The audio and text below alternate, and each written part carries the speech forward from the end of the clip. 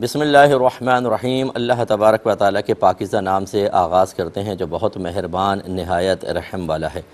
درس بخاری کا سلسلہ جاری و ساری ہے اور پچھلے پروگرام میں 2468 نمبر ایک طویل حدیث ہم نے آپ کی خدمت میں ذکر کی تھی، اور اس کا ترجمہ ذکر کرنے کے بعد اب اس کے نکات پر مختلف پہلوؤں پر یا اس حدیث پر مختلف پہلوؤں سے کلام انشاءاللہ ہم کریں گے۔ تو یہ بات ہی چل رہی تھی کہ حضرت عمر فاروق رضی اللہ تعالی عنہ سے جب یہ کویسچن کیا گیا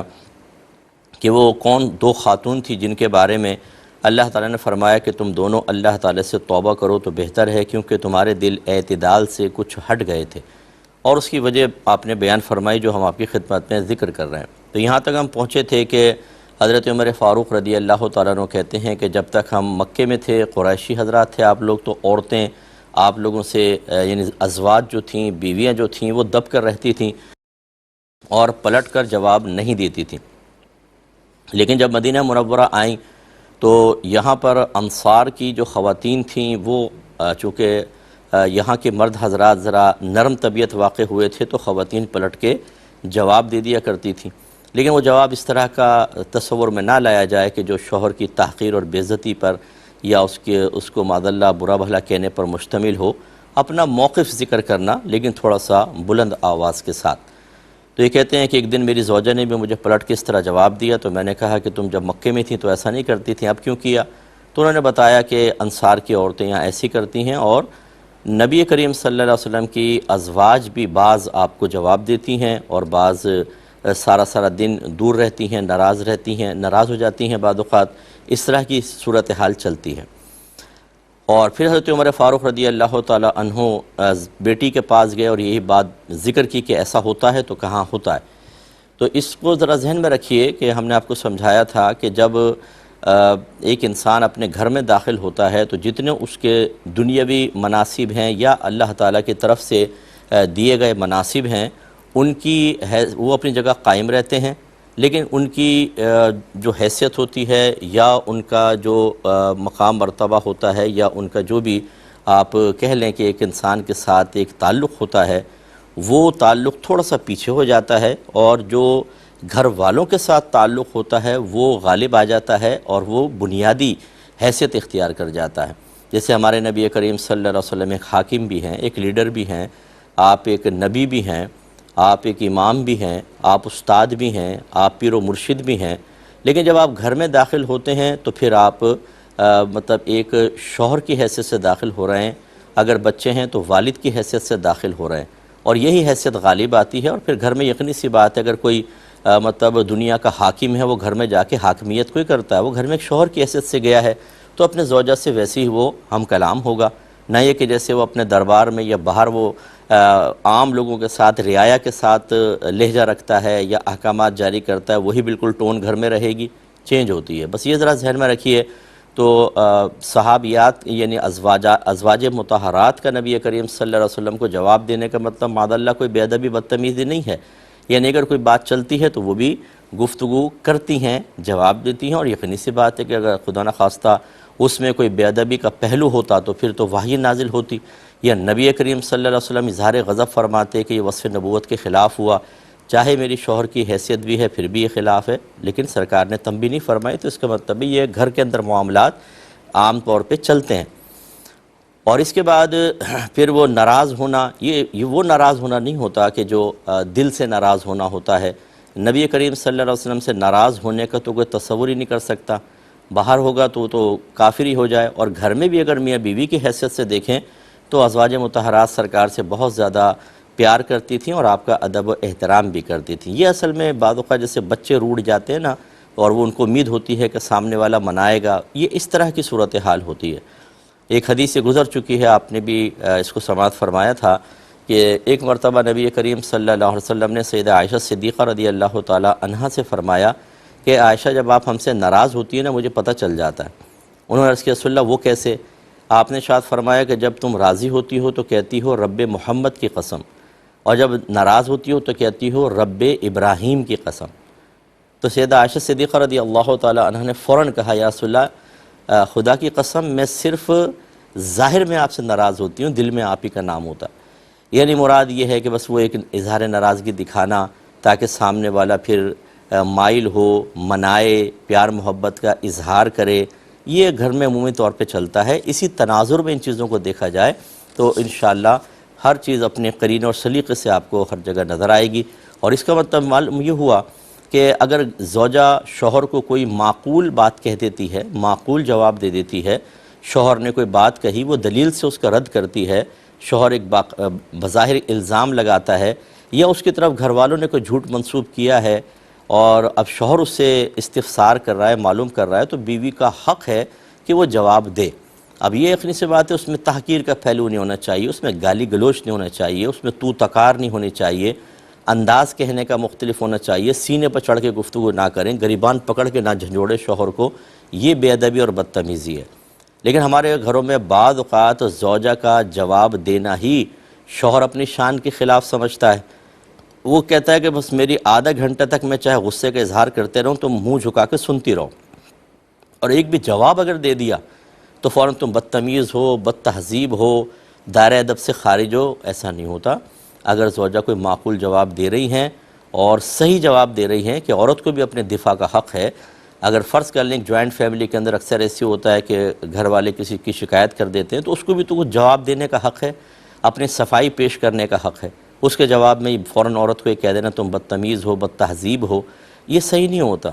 ہاں، وہی جیسے میں نے عرض کیا کہ بہنوں کو بھی چاہیے کہ تھوڑا سا ایک بیلنس قائم کریں، شوہر کے مزاج کو دیکھیں کہ اگر وہ جواب دینے کو فی الحال ناپسند کر رہا ہے تو خاموش ہو جائیں، ابھی وہ غصے میں ہے۔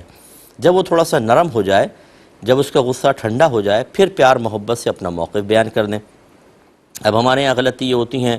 کہ ایک تو شوہر یہ چاہ رہا ہوتا ہے کہ میری حاکمیت کو تسلیم کر کے عورت بالکل گونگی بن کر میری ہر طرح کی بات سنے، چاہے میں گالی گلوچ کروں، چاہے اس کو بے عزت کروں، ذلیل کروں،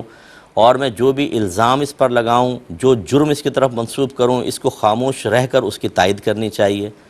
ادھر زوجہ یہ سمجھتی ہے کہ جی مجھے ایسا کیوں کہہ دیا، تو مجھے پلٹ کے جواب اسی وقت دینا چاہیے، اگر میں خاموش ہو کے سن لوں گی میں تو چھوٹے باپ کی ہو جاؤں گی، اور اس کے بعد تو کبھی بہتری کی صورت نکل ہی نہیں سکتی۔ دونوں ایسی صورتحال میں غصے میں ہوتے ہیں اور حالت کو سنبھالنے کی کوشش کرتے ہیں، لیکن وہ سنبھلنے کے بجائے بگڑتی ہے، کیونکہ طیش میں الفاظ زبان سے الٹے سیدھے نکلتے ہیں اور اس سے بات کبھی سمٹتی نہیں اور پھیلتی ہے، اور پھر بات گالی گلوچ تک آتی ہے، کبھی تھپڑ مارنے تک آتی ہے، اور معاذ اللہ پھر بعض اوقات طویل ناراضگی اور یا طلاق تک نوبت پہنچ جاتی ہے۔ ایسا نہیں ہونا چاہیے۔ تو جب یہ بتایا حضرت عمر فاروق کو کہ ازواج ایسا کرتی ہیں، تو آپ کہتے ہیں میں نے فوراً کپڑے بدلے اور حفصہ کے پاس پہنچا اور ان سے پوچھا، تو انہوں نے بتایا کہ ہم ایسا کرتے ہیں، تو میں نے کہا ایسا تم نہ کرو ورنہ تم ہلاک ہو جاؤ گی۔ اور پھر انہوں نے اپنی بیٹی کو ایک بات کہی، آپ نے ارشاد فرمایا، ایک تو یہ بولا کہ کوئی چیز چاہیے ہو تو سرکار سے مطالبہ نہ کیا کرو، مجھ سے کر لیا کرو۔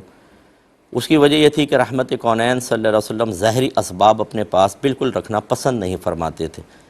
اور صحیح بات ہے کہ دو جہاں کی نعمتیں ہیں ان کے خالی ہاتھ میں۔ ویسے تو خود نبی کریم صلی اللہ علیہ وسلم ارشاد فرماتے ہیں کہ اللہ تعالیٰ نے مجھے زمینوں کے خزانوں کی کنجیاں عطا فرما دی ہیں، لیکن وہ تمام مشیت الہی کے تابع تھے۔ سرکار چاہتے تو صحابہ کرام پر وسعت فرما دیتے، لیکن چونکہ ازلی فیصلہ اللہ تعالیٰ کا یہی تھا کہ صحابہ کا امتحان لینا ہے، مختلف آزمائشوں میں ان کو رکھنا ہے، اس لیے سرکار نے وہ تمام خزانے دنیا میں تقسیم نہیں فرمائے۔ حالانکہ خزانے بہت تھے سرکار کے دست اقدس میں، اور جب موقع ملا ہے، اللہ کی اجازت ہوئی تو آپ نے اس کا اظہار بھی کیا ہے، اور بروز قیامت انشاءاللہ بہت کچھ ہوگا۔ تو عمر فاروق رضی اللہ تعالیٰ عنہ گویا کہ بیٹی کو سمجھا رہے ہیں کہ نبی کریم صلی اللہ علیہ وسلم کا یہ فقر اختیاری ہے، ان کے پاس بظاہر وہ چیز رکھنا نہیں پسند کرتے، کیونکہ ان کو قیامت تک کے لیے ایک بہترین حاکم ہونے کی حیثیت سے، ایک رول ماڈل ہونے کی حیثیت سے اپنا تعارف کروانا ہے، اور آج دیکھیں سب ان کو ان کی عظمت کو تسلیم کرتے ہیں، لہٰذا کو تمہیں ضرورت ہوتی بھی ہے ان سے نہ مانگو بلکہ مجھ سے مانگ لیا کرو۔ اور پھر آپ نے کہا کہ پھر فرمایا کہ تم کسی فریب میں مبتلا نہ ہونا، بے شک تمہاری سوکن تم سے زیادہ خوبصورت ہیں اور نبی کریم صلی اللہ علیہ وسلم کو تم سے زیادہ محبوب ہیں۔ ان کی مراد حضرت عائشہ رضی اللہ تعالی عنہا تھی۔ دیکھیں ویسے تو یہ تو خیر سوکنوں کا مسئلہ ہے، سوکن کا مطلب ہوتا ہے ایک شوہر کی دو بیویاں ہوں تو وہ آپس میں سوکنیں ہوتی ہیں، تو اپنی بیٹی کو یہ بات سمجھائی۔ آج ہمارے ہاں کیا ہوتا ہے کہ اگر کوئی جوائنٹ فیملی میں بچی جاتی ہے تو ماں باپ اس کو گر سکھاتے ہیں کہ سب کو نیچے کیسے کرنا ہے، تم نے اپر لیول پر کیسے آنا ہے، چاہے ان میں کوئی بچی سے بہتر کیوں نہ ہو، اس سے افضل اور اعلیٰ کیوں نہ ہو، بس تمہیں اوپر ہونا ہے، دوسروں کو نیچے کرنا ہے۔ اور پھر بچی وہاں پر جا کے اس مشن کو جب پورا کرنے کی کوشش کرتی ہے، کھینچم تانی ہوتی ہے، اپنے اس سسرال میں بڑوں کی نگاہوں میں سرخرو ہونے کے لیے تمام بہویں محنتیں کرتی ہیں، اور پھر ایک دوسرے کی لیگ پولنگ ہوتی ہے اور اس میں نقصان ہوتا ہے۔ اور بعض اوقات ایسا ہی ہوتا ہے کہ جو اپنی بیٹی ہوتی ہے وہ دوسروں کو نیچے دکھانے کے چکر میں خود نیچے ہو جاتی ہے اور معاملہ خراب ہوتا ہے۔ اس لیے بہتر یہ ہے کہ اگر فرض کر لیں یہ باپ یہ سمجھتا ہے، یہ والدہ یہ سمجھتی ہیں کہ جس خاندان میں ہم بچی کا نکاح کر رہے ہیں وہاں کچھ ایسی بچیاں ہیں جو ہماری بچی سے افضل ہیں، انہیں زیادہ محبوب ہے ان کے بڑوں کو، ان کے زیادہ قریب ہے، جس سے رشتہ دار وغیرہ ہوتے ہیں، تو بیٹا یہ حرص نہیں کرنی چاہیے کہ وہ مقام مرتبہ مجھے مل جائے، سب مجھ سے پیچھے ہو جائے، میں آگے۔ اللہ تعالیٰ کی رضا کی خاطر زندگی گزاریں۔ اللہ تعالیٰ نے جس کو دنیا میں عزت دینی ہے کوئی اس کو ذلت میں نہیں بدل سکتا، اور جس کو اللہ تعالیٰ نے ذلیل کرنا ہو اسے کوئی عزت نہیں دے سکتا۔ جو مقام، جو مرتبہ، جو نعمتیں میری قسمت میں ازل سے لکھ دی گئیں انہیں کوئی چھین نہیں سکتا، وہ مجھے مل کر رہیں گے، اور جو نہیں لکھیں وہ میں حاصل نہیں کر سکتا۔ اس لیے اصول یہ ہوتا ہے کہ اگر آپ کوئی نعمت حاصل کرنا چاہتے ہیں، اب ہمیں تو نہیں پتہ میری قسمت میں ہے کہ نہیں، تو ہمیں جائز طریقے سے اس کے حصول یا تحصیل کی کوشش کرنے میں حرج نہیں ہے، لیکن ناجائز امر اختیار نہیں کرنا چاہیے کہ جھوٹ بول کے، غیبتیں کر کے، چغلیاں کر کے، کسی کے دل میں بدگمانی ڈال کے کسی کی عزت کو ختم کرنے کی کوشش کریں، اور اللہ تعالیٰ کا ازلی فیصلہ اس کو عزت دینے کا ہو تو ہم بالکل ایسا نہیں کر سکتے، وہی عزت پائے گا، ہم ذلیل ہوں گے۔ ہاں، کوشش کرنے میں حرج نہیں، اپنے جیسے اب خاندان میں اگر آپ مقام مرتبہ بچی چاہتی ہے تو اپنے ساس سسر کی خدمت کرے، اپنے شوہر کو اپنا بنائے، گھر میں اور جو لوگ ہیں ان سے اچھا رویہ رکھے، اخلاق سے ملے، خود بخود تعریفیں شروع ہو جاتی ہیں۔ کچھ عرصے میں ہر ایک سراہتا ہے کہ بھئی بچی بہت اچھی ہے، کسی کی برائی بھی نہیں، کسی کی غیبت نہیں کرتی، کبھی جھوٹ آ کے نہیں بولتی، کبھی کسی کی برائی نہیں کرتی ہے، کبھی کسی کے خلاف نہیں بولا ہے، ہر ایک کے زبان پہ اللہ تعریفیں جاری کر دیتا ہے۔ تو اس لیے جب ہم یہ اپنے بچوں کو تربیت دیں کہ جو چیز تمہیں حاصل کرنی ہے، پہلی بات تو یہ کہ بچی کو سکھانا چاہیے کہ نعمتوں کے سلسلے میں کسی سے اپنا موازنہ نہ کرو۔ یہ بھی بڑی بیماری ہوتی ہے، ہم روحانی تربیت کرتے نہیں، بچی وہاں جاتی ہے، آپ فرض کر لیں کہ 4 مطلب دیورانی جٹھانیاں ہیں، ایک کا شوہر زیادہ کماتا ہے، وہ زیادہ اچھے کپڑے لا کر دیتا ہے، زیور لا کر دیتا ہے، باہر گھومنے جا رہے ہیں، ورلڈ ٹور پہ چلے گئے، تو وہ اپنے شوہر سے پھر وہ موازنہ کرتی ہے کہ میں پیچھے کیوں، اور پھر وہ صبر نہیں کر پاتی، وہ شوہر کو اکساتی ہے کہ تم بھی کچھ ایسا کرو کہ ہمیں نعمتیں ملے۔ اب اگر شوہر بیچارہ یہ کہتا ہے نہیں میں رزق حلال کماؤں گا، حرام نہیں کما سکتا، وہ بھائی تو میرا حرام کماتا ہے اس لیے ایسا ہے، تو سمجھدار بچی ہو تو شاید راضی رہے، ورنہ بعض کہتی ہیں تم تو بدو کے بدو ہی رہو گے، ساری دنیا کر رہی ہے تم بھی کرو، یعنی وہ اپنی وقتی آسائشیں اور اپنے میکے میں جا کے فخر کر کے دکھانا کہ میری بہنیں، میری کزنز مجھے بڑے مطلب رشک بھری نگاہوں سے دیکھیں، میں مرکز نگاہ بن جاؤں، ایسی نعمتوں کے ذریعے نمایاں ہو جاؤں کہ کوئی میرے میکے میں میرا مقابل نہ ہو، وہ شوہر کو اکساتی ہے کہ کسی طریقے سے بس تم لے کر آؤ، پھر شوہر لگ جاتا ہے، وقتی طور پہ ایک ابال سا بھی آتا ہے، لوگ متاثر بھی ہوتے ہیں، پھر بیچارہ وہ کرپشن میں پکڑا جاتا ہے، رشوت خوری میں پکڑا جاتا ہے، پھر جو ذلت متوجہ ہوتی ہے اور پھر جو موجودہ نعمتیں بھی چھنتی ہیں وہ بڑی دردناک صورتحال ہوتی ہے۔